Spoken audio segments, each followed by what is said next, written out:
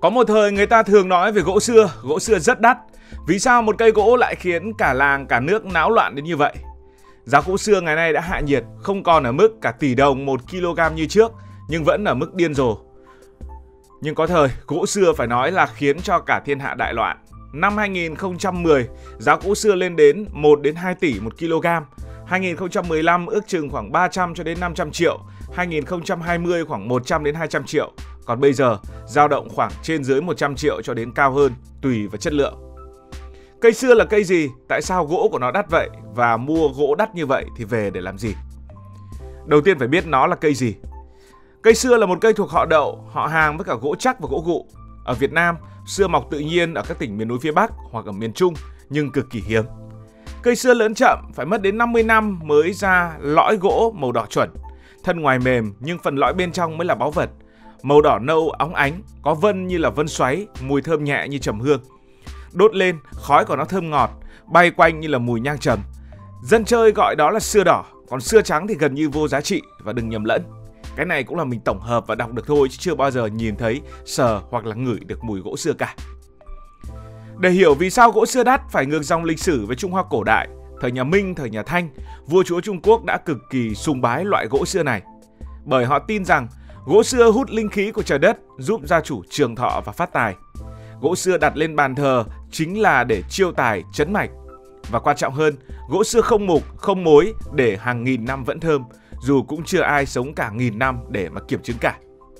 Ngai vàng, bàn ghế, quan tài của các hoàng đế tương truyền đều được làm bằng gỗ xưa.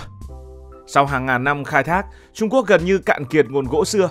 Đầu những năm 2000, giới nhà giàu Trung Quốc tìm kiếm gỗ xưa và họ lại bỗng dưng phục hưng một thú đồ chơi từ ngày xưa. Họ phát hiện ra gỗ xưa của Việt Nam có mùi thơm và vân gỗ đẹp nhất thế giới. Thế là một cơn sốt chưa từng có đã nổ ra.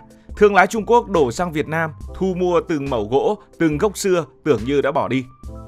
Thời kỳ đỉnh cao, giá gỗ xưa vọt lên đến 1-2 tỷ đồng mỗi kg lõi đỏ. Một khúc gỗ bằng cẳng tay cũng trị giá bằng cả chiếc ô tô. Một cây xưa cổ thụ thì có giá bằng cả cái biệt thự. Người ta kể rằng ở Bắc Ninh từng có cây xưa ở trong đình làng. Khi bị trộm cưa mất, dân làng phải đặt barrier sắt, thuê người canh gác 24/7. Hay tại Quảng Bình năm 2012, 3 người dân phát hiện gốc xưa ở trong rừng Phong Nha, Kẻ Bàng. Lập tức hàng trăm người kéo vào rừng tranh giành. Có người chết, có người bị thương chỉ vì khúc gỗ. Đó đều là những giai thoại và nó được gọi là cơn sốt xưa, phiên bản thật của cơn sốt vàng. Chúng ta sẽ nói chi tiết về phần sau về những câu chuyện này. Giờ thì chúng ta đi kỹ hơn. Vì sao nó đắt thế? Đầu tiên là nó hiếm. Cái gì hiếm mà chả đắt? Xưa đỏ là cây bản địa của phía Bắc nước ta, tăng trưởng chậm, ít khi hình thành lõi. Cây 50 năm tuổi có khi chỉ được khoảng 20 cho đến 30 kg lõi thật, tức là mỗi kg đã là kết tinh của cả nửa thế kỷ. Một là hiếm và hai là nhu cầu cực cao. Giới sưu tầm Trung Quốc, Hồng Kông, Đài Loan, Singapore, nói chung là những nước Á Đông, coi xưa đỏ là biểu tượng quyền lực. Từ tượng Phật, vòng tay, tẩu thuốc đến ghế, bàn, hòm, tất cả đều dùng xưa nếu có điều kiện. Và nó đắt vì yếu tố rất khó định lượng, đấy là phong thủy và tâm linh. Trong văn hóa Á Đông, xưa tượng trưng cho phúc lộc thọ, người ta tin gỗ này xua tà, chiêu tài, giữ vượng khí. Vì thế, trong giới nhà giàu châu Á, ai có đồ bằng gỗ xưa chính là người có tài, có khí và có số. 4 là độ bền và mùi hương độc nhất. Gỗ xưa không bị mối mọt, càng để càng bóng, càng thơm. Hương của nó không nồng mà ngọt và sâu, ngửi lâu tạo ra cảm giác thư giãn giống như là trầm hương. Cây xưa quý, mất hàng chục năm mới thu hoạch nên nguồn cung gần như cạn kiệt, trong khi nhu cầu thì không giảm, thậm chí còn tăng nhờ tâm lý sưu tầm và phong thủy. Người ta kể, có thời, thương lái Trung Quốc chỉ cần nghe tin có cây xưa cổ thụ bị đổ là lập tức thuê xe tải chở người, chở tiền mặt sang biên giới ở trong đêm. Còn người dân Việt Nam thì ngửi thấy mùi tiền ngay. Có làng từ nghèo đói bỗng giàu lên chỉ nhờ một cây xưa. Trước sự tàn phá khủng khiếp, năm 2007, Việt Nam đã đưa xưa đỏ vào nhóm cấm khai thác, cấm buôn bán tự nhiên. Ai chặt trộm xưa có thể bị phạt tù. Nhưng điều thú vị là xưa trồng trong vườn nhà vẫn được phép giao dịch nếu có giấy chứng nhận nguồn gốc. Và nếu chỉ tính về độ bền và vẻ đẹp thì xưa đã quý, nhưng thứ khiến nó đắt phi lý lại nằm ở niềm tin của con người. Cái niềm tin này thì cực kỳ khó lý giải và càng truyền miệng thì người ta lại càng tin. Người Việt và người Hoa đều tin rằng gỗ xưa mang linh khí của trời đất. Đặt tượng xưa trong nhà là tụ tài và tránh tà. Thậm chí nhiều người còn nói đeo vòng xưa lâu sẽ đổi màu theo vận mệnh của chủ nhân. Khi khỏe hạt đỏ rực, khi ốm thì màu xỉn lại. Dĩ nhiên chẳng có khoa học nào khẳng định điều đó, nhưng niềm tin ấy làm giá trị xưa tăng theo từng câu chuyện. Thế nên mới có những chuyện dở khóc dở cười về việc bảo vệ gỗ xưa. Ở Phú Chính, Chương Mỹ, Hà Nội, người ta từng nói vui rằng trông cây còn khổ hơn trông con. Giữa sân đình cổ kính của làng là một cây xưa đỏ trăm tuổi, thân xù xì, vỏ nứt như da voi. Nhưng bên trong người ta đồn rằng đó là lõi rất quý. Dân làng tin ấy là cây báu vật, bởi thương lái từng trả tới hàng chục tỷ đồng để mua một cây duy nhất. Nhưng cây ấy không bán, cây ấy được thờ, rồi tin đồn lan xa. Một đêm mưa, người ta nghe tiếng cưa máy rít lên, âm thanh ghê rợn giữa trời tối. Sáng ra thì nhánh cây đã biến mất. Dân làng truy đuổi, công an dựng chốt và cả vùng náo loạn. Nhánh cây ấy sau này được định giá vài tỷ.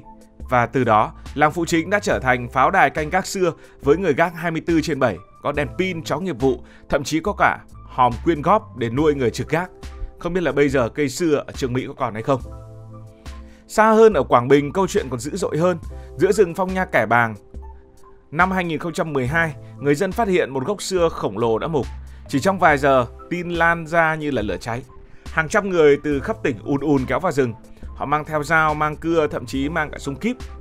Đêm đêm rừng vang tiếng cưa xẻ, khói xe và tiếng người la hét.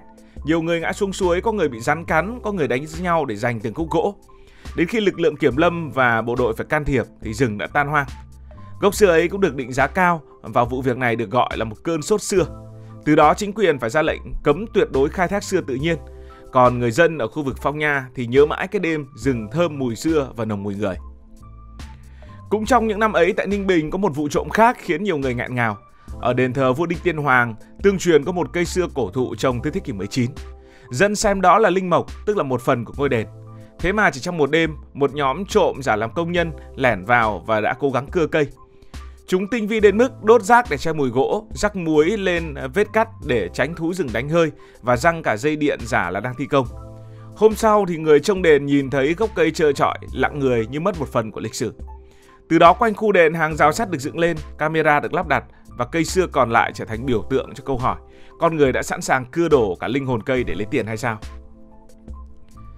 Sau những câu chuyện có thật và có cả đồn thổi ấy, khắp miền Bắc bắt đầu nở rộ phong trào canh xưa. Ở Bắc Ninh người ta hàn lồng sắt bảo vệ quanh thân cây, đặt chuông báo động. Ở Hà Nam người dân lắp đặt camera, treo biển cây này có chủ, ai đụng vào thì cũng mất cả tay. Lại có những câu chuyện tương truyền rằng có cụ ông ở Nghệ An còn dựng hẳn chòi ở ngay dưới gốc cây, ngủ cạnh cây xưa như là ngủ cạnh két bạc. Một số địa phương thậm chí còn làm sổ đỏ cho cây xưa, ghi tọa độ năm chồng chủ sở hữu, để nếu ai đó cưa trộm còn có bằng chứng đòi lại thân cây. Nhưng trộm vẫn cứ trộm, vì gỗ xưa tự nhiên bị cấm khai thác nên thị trường chuyển sang ngầm. Các đầu nậu Trung Quốc thường mua qua trung gian ở Lạng Sơn, Móng Cái, hoặc thậm chí là thuê người gùi gỗ qua rừng để sang bên kia biên giới. Mỗi khúc xưa đi qua tay 4 đến 5 người và bị đội giá rất nhiều lần. Có nhóm buôn gỗ xưa còn đấu súng nhau ở trong rừng, cướp hàng và cướp tiền. Báo chí gọi đó là vàng đỏ vùng biên, một thứ hàng hóa vừa quý giá vừa nguy hiểm. Đến khi chính quyền siết lại, những vụ trộm giảm nhưng thị trường ngầm vẫn len lỏi, sống dai dẳng trong giới sưu tầm và những người tin vào phong thủy. Sau hơn một thập kỷ, khi cơn sốt hạ nhiệt, nhiều người mới nhận ra giá trị thật của gỗ xưa không nằm ở tiền mà nằm ở thời gian và niềm tin. Từ gỗ quý trở thành gỗ máu, xưa đã đi qua một chặng đường đầy mùi hương và tội lỗi. Có người đổi đời nhờ bán gỗ, có người vào tù, thậm chí có người còn mất mạng. Nhiều người từ đó đổ xô trồng xưa, nhưng người ta cũng nhanh chóng nhận ra phải trồng cả nửa thế kỷ thì mới có lõi đỏ thật, đấy là may ra. Còn cây 10-15 năm chỉ là xưa non, giá rẻ và mùi nhạt. Ngày nay, xưa không chỉ là gỗ quý mà còn là đầu tư dài hạn. Một cây xưa hàng chục năm tuổi có thể bán hàng trăm triệu. Nhiều người trồng xưa như trồng vàng để lại cho con cháu. Dù vậy, giới chuyên gia khuyên rằng trồng xưa không dễ ăn, bởi vì không phải cây nào cũng cho ra lõi. Cây thì cần đất tốt và nắng nhiều. Và nếu không đủ tuổi, gỗ chỉ như gỗ tạp. Nhưng tâm lý biết đâu trúng vàng vẫn khiến nhiều người thử. Cảm ơn vì đã quan tâm theo dõi câu chuyện này. Nếu cảm thấy thú vị, bạn có thể nhấn nút đăng ký kênh, bật chuông thông báo và chia sẻ. Còn bây giờ thì xin đừng nói lời chào tạm biệt.